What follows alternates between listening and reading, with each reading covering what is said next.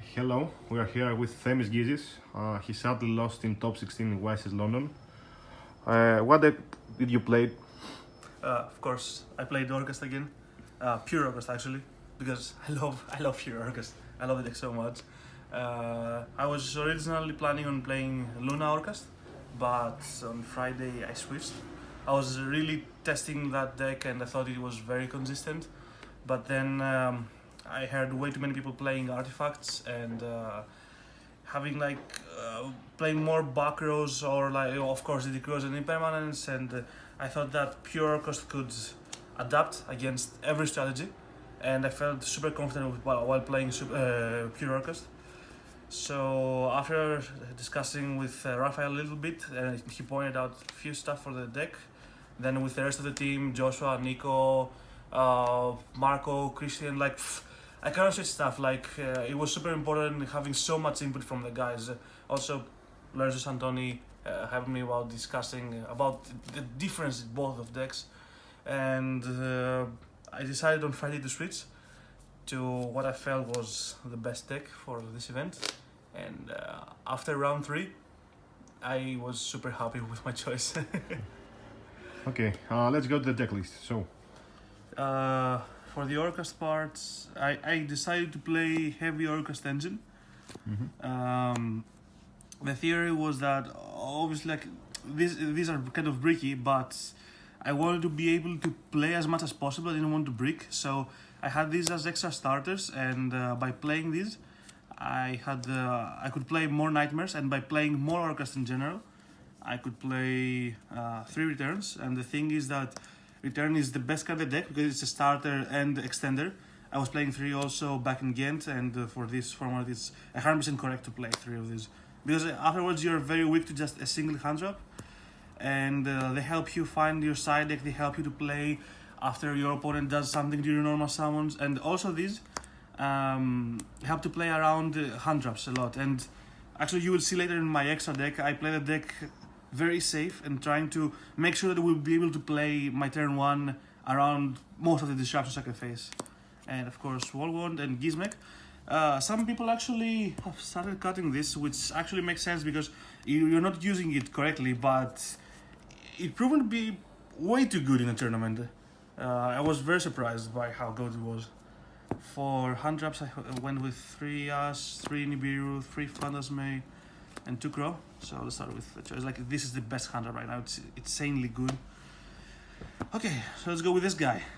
Everyone has cut Nibiru, which I think it's 100% wrong. It's a win condition in the mirror match, especially when you go first.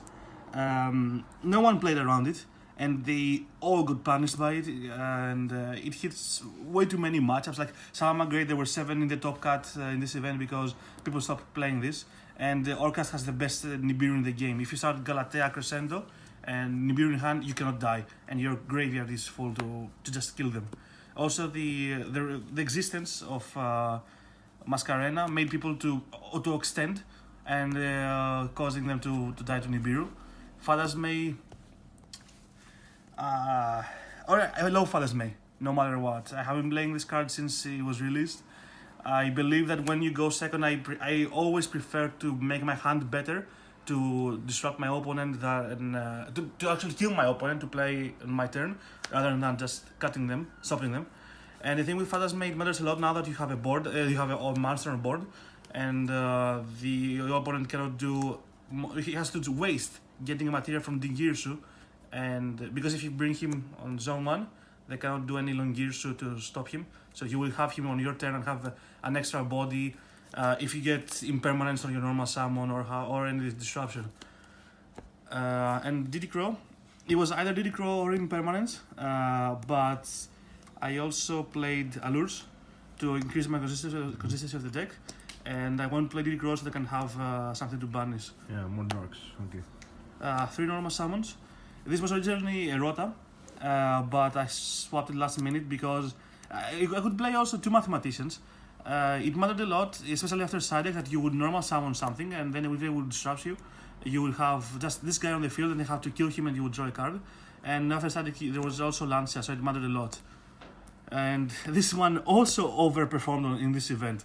I killed a guy because I had a normal summon and then discard Greffer and OTK. It was amazing. That's for the masters.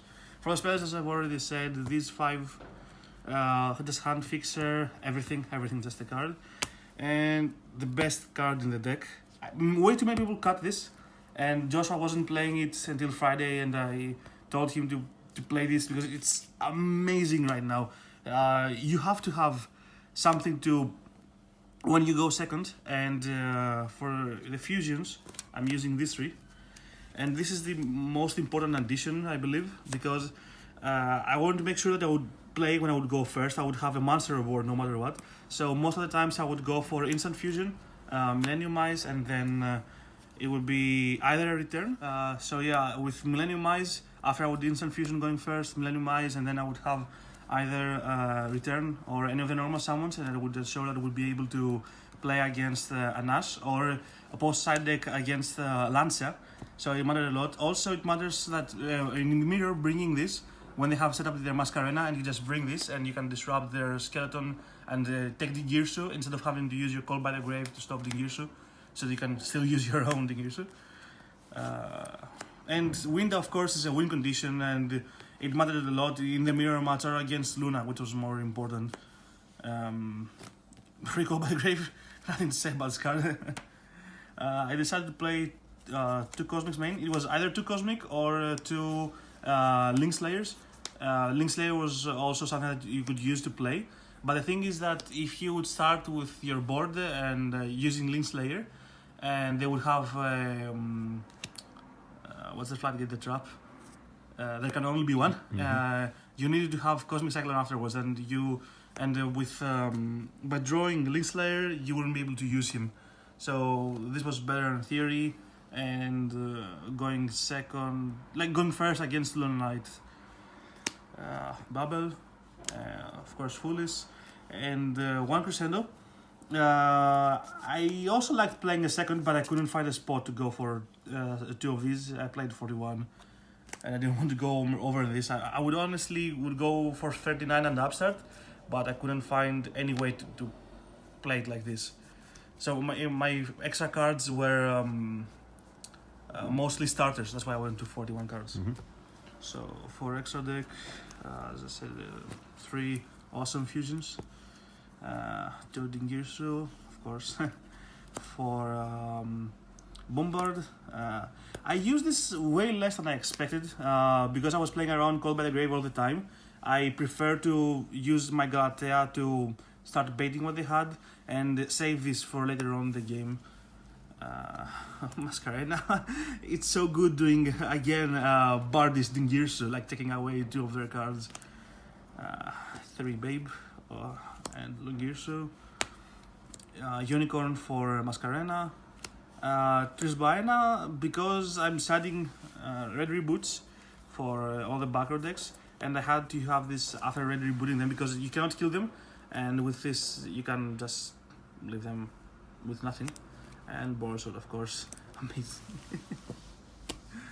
And for the side deck, I have to say, like, I built this side deck 2 weeks ago, and I only changed 3 red reboots since then.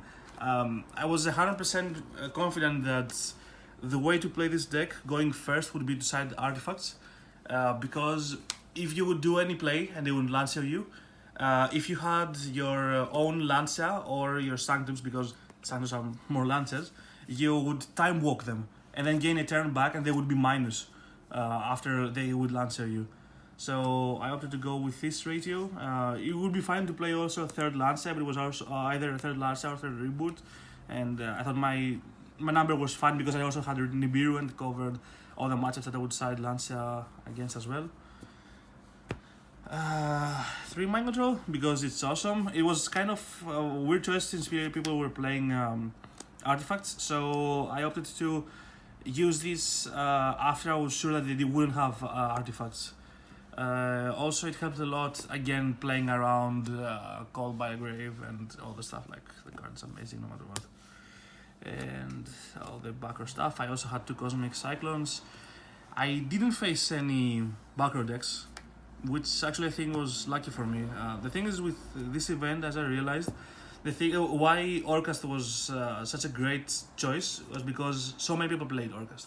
So if I had faced Guru deck or other guys, Sky Strikers, I would have different results probably, because the deck now struggles against those backrow decks because they have better defenses than what Orkest has. But I played against on Swiss, I think, either 5 or 6 mirror matches, and I destroyed most of them. I only lost 1 game. Then 2 rogue going second decks that evenly matched me. It was pretty funny. 1 Magi that I lost to. 1 Sky Striker that I also lost to. A very disrespectful guy, and he got punished for being disrespectful, as I saw afterwards. That I just bricked and we didn't play at all. And the last one of Swiss, I played against a very cool Luna Light guy. And on the top cut, I faced 2 mirrors as well. And top 16, I had pretty good match actually. I think I lost my match because I played it safe, while if I had gone for a non-safe play and be like whatever happens, I probably would have won game 2 and would have gone for game 3. But it was really fine. This time I wasn't luck sacked to be out of the top cut, and kudos to my opponent. And yeah, I'm very happy with the team performance. 4 of us reaching the top cut. I'm very sad for Anestis Xanidis not topping. Like, we were working so hard for Luna Light, even though I switched decks. I know he was playing the deck really well, and it's so sad that he didn't make it. And that's it, yeah. So, any short thoughts? Of course, the entire team, like everyone from Iman, I'm very happy to be in this team right now. As I said to Rafael for consulting me, and